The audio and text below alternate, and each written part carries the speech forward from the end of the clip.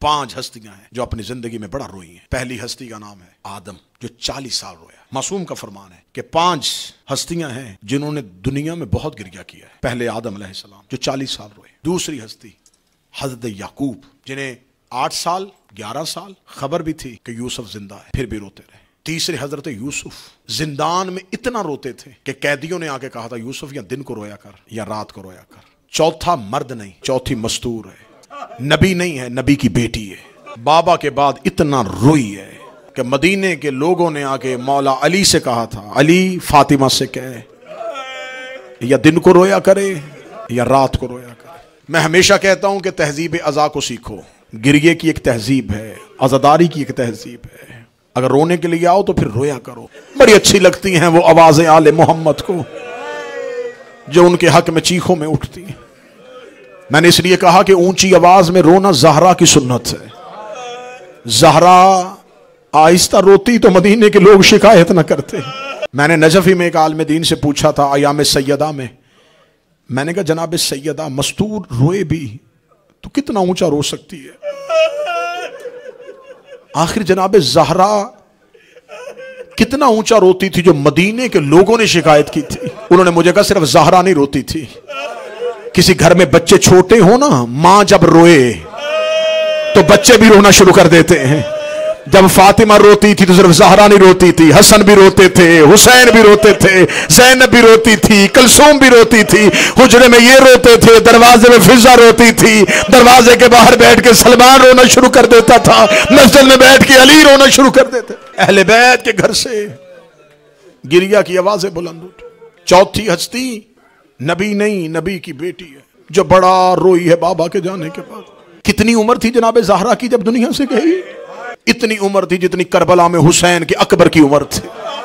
मैं मुआशरे की बात कर रहा हूं। बच्चे छोटे हों मां मौत से डरती है। मैंने बहुत से ऐसे लोग देखे हैं, औलाद छोटी हो ना, मां बीमार हो जाए, कभी दुआ करें अल्लाह मुझे सेहत दे दे, मेरे बच्चे बड़े छोटे हैं। बच्चे छोटे हों मां मौत से नहीं डरती, औलाद के रुलने से डरती है। मैं मर गई, मेरे बच्चों का क्या बनेगा, मेरी बेटियों का क्या बनेगा, मेरे बेटों का क्या बनेगा। हाय कह के मातम कर लेना। जब ज़हरा बीमार है और ज़हरा घर में रो रही है और ज़हरा की आंखों से आंसू निकल रहे हैं, ज़ैनब बड़ी छोटी है, कलसूम बड़ी छोटी है, हसन और हुसैन बड़े छोटे हैं, छोटी औलाद है, और अपनी सारी औलाद को लेके बाबा भी कब्र पे जाके ज़हरा रो के कहती थी बाबा तेरी फातिमा मरना चाहती है, बाबा दुआ कर तेरी फातिमा को मौत आ जाए, अल्लाहुम्मा जल्ले वफाती, मेरे अल्लाह ज़हरा को मौत दे दे। औलाद छोटी हो मां मौत नहीं मांगा करती। और 5वीं हस्ती है हुसैन का बेटा सज्जाद, जो मुसलसल रोया, इतना रोया, इतना रोया। मैं और आप इंतजार करते हैं कोई मुसाइब पढ़े तो हम रोएं, और मुझे इस मिंबर की कसम है, शहादत की रात है, सज्जाद किसी के मुसाइब पढ़ने का इंतजार नहीं करते थे। सज्जाद पानी देखते रोना शुरू कर देते थे, किसी की गोद में बच्चा देखते रोना शुरू कर देते थे, किसी जवान के चेहरे पे दाढ़ी देखते रोना शुरू कर देते थे, बाजार में आते थे रोना शुरू कर देते, रेत देखते थे रोना शुरू कर देते, रो के कहते थे मुझे हर चीज में मेरा बाबा हुसैन नजर आता। ये कत्ले हुसैन कि ऐनी शाहिद, ये करबला का मौके का गवाह, हुसैन का बेटा सज्जाद।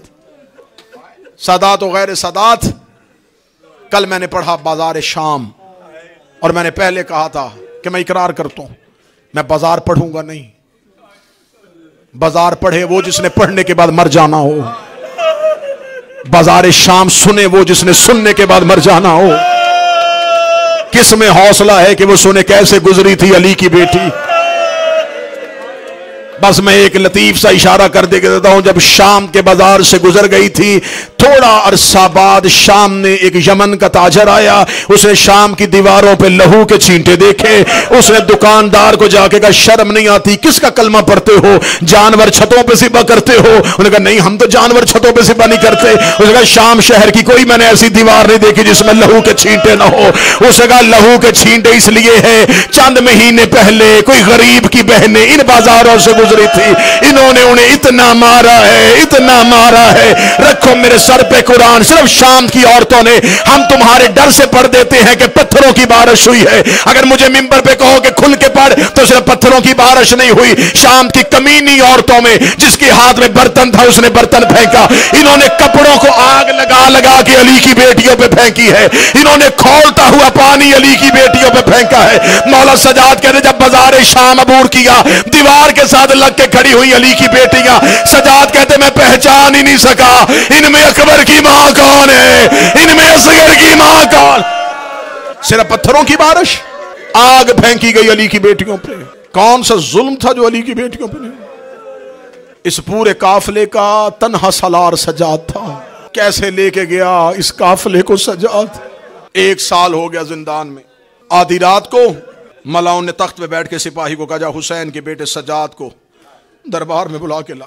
उसने जाके जिंदान में आवाज दी, हुसैन का बेटा अली, हाकिम ने तुम्हें दरबार में बुलाया है।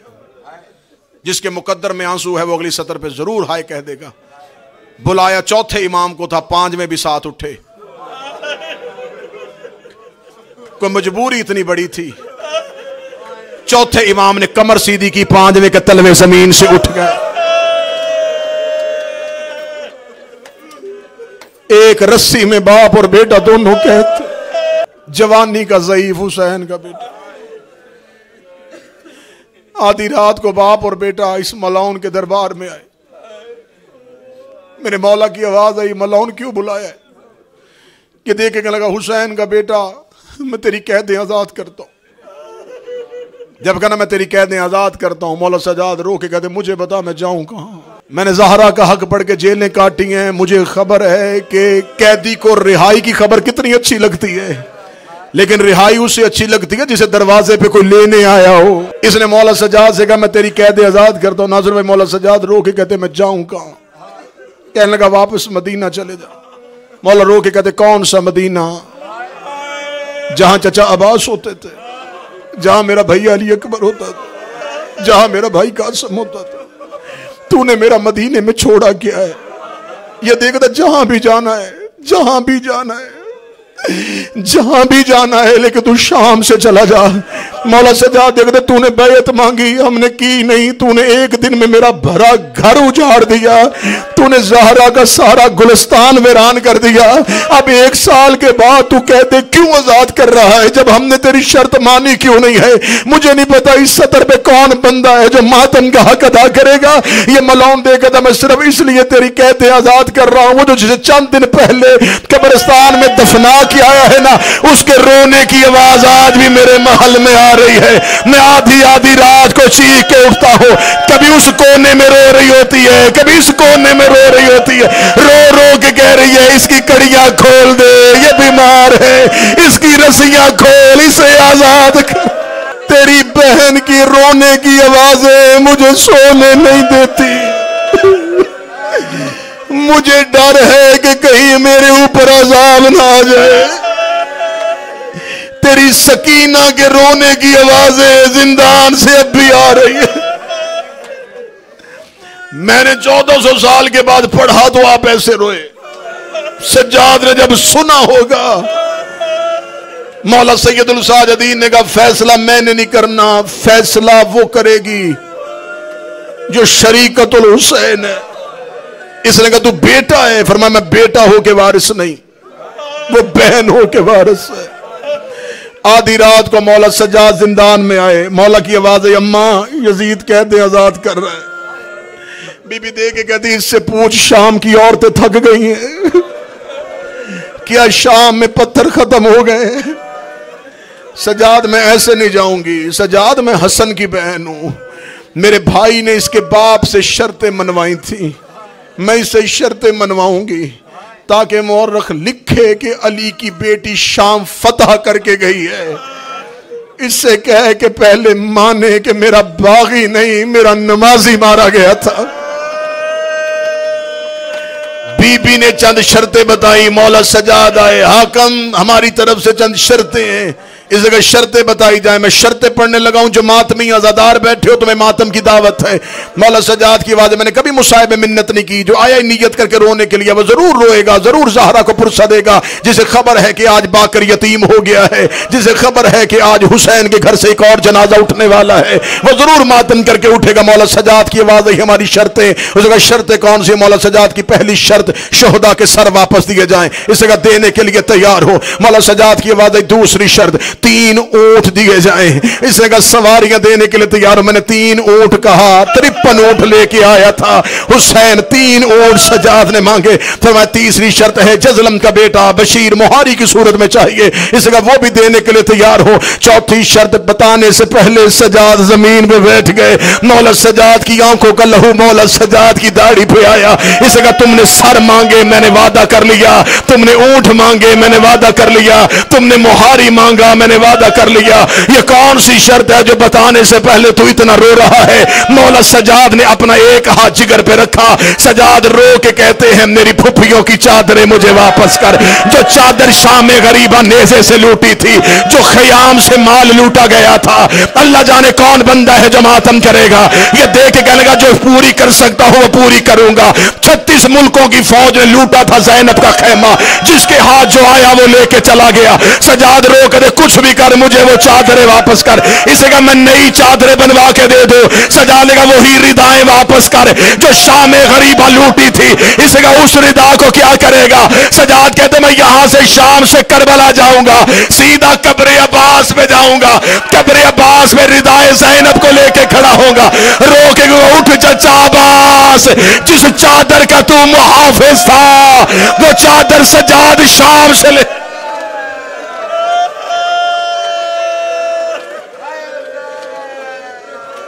करबला का लुटा हुआ माल, मुझे सकीना के दौर चाहिए, मुझे कुरान के खिलाफ चाहिए। 3 ऊंट जिंदान के दरवाजे पे आए। मैंने फजाइल मुख्तसर किया कि मुझे मुसाहिब तवील पढ़ना। मुद्दत के बाद अली की बेटी ने दीवार की टेक छोड़ी। मैं इशारा करूंगा, मैं खुल के नहीं ये जमला पढ़ सकता, सिर्फ इशारा कर दूंगा। जहां से गुजरी नीचे से जमीन सुर्ख होती गई।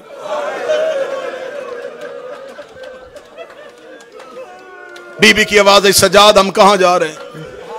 अम्मा मदीने। बीबी रो के दिन ना सजाद मैं पहले मदीने नहीं जाऊंगी। अम्मा कहां जाए? अम्मा करबला। फरमाया करबला भी बाद में जाऊंगी। अम्मा फिर कहां जाए? रो के दिन सजाद मुझे सकीना की कब्र पे ले जाए। सजाद रोज पूछा करती थी परिंदे घरों को जाते हैं।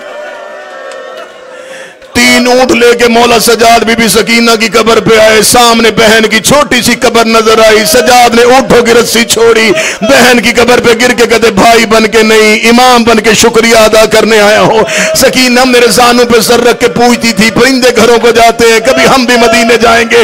उठ सकीना देख मेरी रस्सियां खुल गई, मेरी कड़ियां खुल गई, मेरी गर्दन का तौक उतर गया, मेरी पांव की जंजीरें उतर गई। शहजादी सकीना की कब्र हिलनी शुरू हुई। आवाज आई सजाद रिहाई मुबारक हो, वापस मदीने जा रहे। सुगरा को मेरा सलाम कहना, बाबा को मेरा सलाम कहना।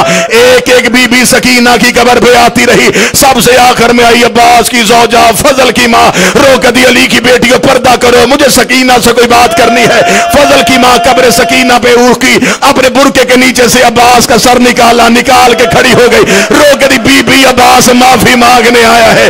बीबी पानी लेने गया था, फुरात में सो गया। बीबी तेरा असगर प्यासा मार। हौसला हौसला हौसला। मैं कौन कौन सा कत्ल पढ़ूं सजाद का? रिहाई मिली। कब्रिस्तान मुसाफिरा से यह काफिला चला। 1 साल के बाद करबला में, जो करबला के जाहिर जो चेहलम करने जा रहे हो, मेरा मौला तेरी ज़ियारत कबूल करे। जो नहीं जा सके मैं मुसाए में रोती आंखों से दुआ करता हूं इसी साल तुम्हें हुसैन की कब्र की ज़ियारत नसीब हो। मैं मिंबर पे हाथ बांध के कह रहा हूं कर्जा ले लेना, एक बार करबला जरूर जाना, एक बार करबला जाके देखना जरूर है हुसैन उजड़ा कैसे था। मौला सैयदुल साजिदीन अपना मुख्तसर सा काफिला लेके करबला पहुंचे। वही करबला जहां पर लाशें बगैर दफन के छोड़ के गए थे, जहां पे बिखरा हुआ लाशा बाबे की लाश धूप में छोड़ के गए थे। मौला सजाद करबला में आए। सजाद ने बनी हुई कब्रें देखी, सजाद ने कब्रों के ऊपर रोशनी देखी। मौला सजाद की आवाज आई, बाबा तेरा सजाद वापस आ गया है। मौला सजाद का करबला में आना था या करबला में कब्रों से सलाम की आवाज आई। मौला सजाद की आवाज आई, अकबर बर्छी खाना आसान है, असगर गले में तीर खाना आसान है, कासम लाश पामाल करवाना आसान है, चचा अब्बास अपने बाजू कटवाना आसान है। ये कह के सजाद की आवाज आई, बाबा हुसैन माफ कर देना, तेरा ज़रबे खाना भी आसान है। लाशों से आवाज आई, तीर आसान, तलवार आसान, नेजा आसान, फिर मुश्किल क्या है। सजाद रोक दे, उठो कब्रों से मैं तुम्हें बताऊं, ज़ैनब जैसी मां 9 घंटे शराबी के दरबार में बगैर चादर के खड़े रख।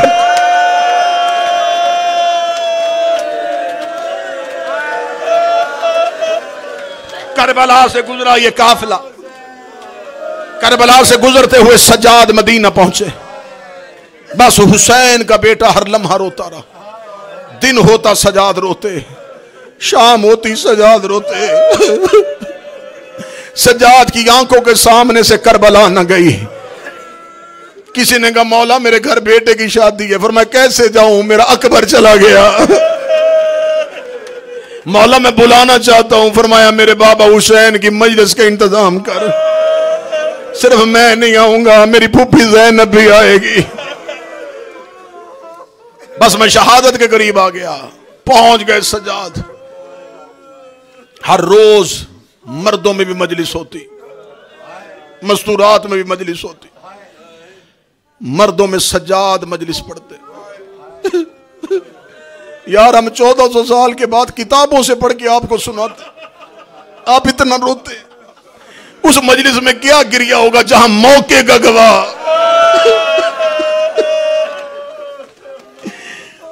बस इस मजलिस में यह होता था, जाकिर गश खा जाता, लोग चले जाते, पर्दे के पीछे से एक मां आती, जाकिर हुसैन की आंखों पे हाथ रखती, सजाद आंखें खोल। सजाद ये शाम नहीं, ये मदीना है। एक दिन मौला सैयदुल साजिदीन मजलिस पढ़ रहे थे। मौला सैयदुल साजिदीन की आंखें बंद हुई। बाबा को रोते रोते सजाद गश खा गए। आंखें खुली, मजमा चला गया था। एक शख्स रेत पे बैठा रो रहा था। मौला सजाद ने अपनी आंखों का लहू साफ करके देखा। फौरन मौला सजाद ने पेशानी पे हाथ रखा। चचा अब्दुल्ला, जो समझ गए, अब्दुल्ला इब्ने जाफर तैयार, बीबी आलिया के शौहर। चचा अब्दुल्ला, जी आका। जनाब अब्दुल्ला का चेहरा उठा। मौला सजाद ने नजर इमामत अब्दुल्ला इब्ने जाफर तैयार के चेहरे पे डाली। फरमाया, आपके चेहरे पे कुछ सवाल है। जनाब अब्दुल्ला देख के कहते, अगर आप चेहरा पढ़ रहे हैं तो सवाल जानते भी हैं। मौला सजाद कहते, नहीं चचा अब्दुल्ला, मुझे मुंह से बोल के बताएं। जनाब अब्दुल्ला कहते, मुझे शर्म आ रही है, आप इमाम वक्त हैं, मैं आपसे कैसे कोई चीज़ तलब करूं। नहीं चचा अब्दुल्ला, बोलिए, मुझे करबला ने बड़ा हौसला सिखा दिया। जनाब अब्दुल्ला देख के कहते, मौला रोजाना मजलिस में आता हूं, हिम्मत नहीं होती, अगर आज आपने पूछ लिया मैं इजाजत लेने आया हूं। अगर आप कहें तो ज़ैनब अपने घर वापस चली जाए। मौला सैयदुल साजिदीन की आवाज आई, चचा अब्दुल्ला ये कैसा सवाल। मौला सैयदुल साजिदीन अपनी जगह से उठे, हवेली के अंदर गए।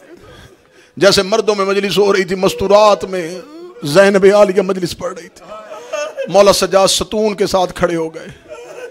बीबी ज़ैनब ने सिर्फ सजाद की तरफ देखा। बीबी ने अपना बुर्का अपने सर पे लिया। मैं इशारा करने लगा हूं, करीब से गुजरते हुए कहती है, तू ना कहना मैं चली जाती हूं। सजाद मुझे खबर है तुमसे कहा नहीं जाएगा। मौला सजाद ने गले में बाहें डाली, रो के कहा अम्मा मेरा तेरे सिवा रहा कौन है? मेरा पापा भी तू है, मेरा अब्बास भी तू है, मेरा अकबर भी तू है। अम्मा हमने शाम इकट्ठे गुजारी है,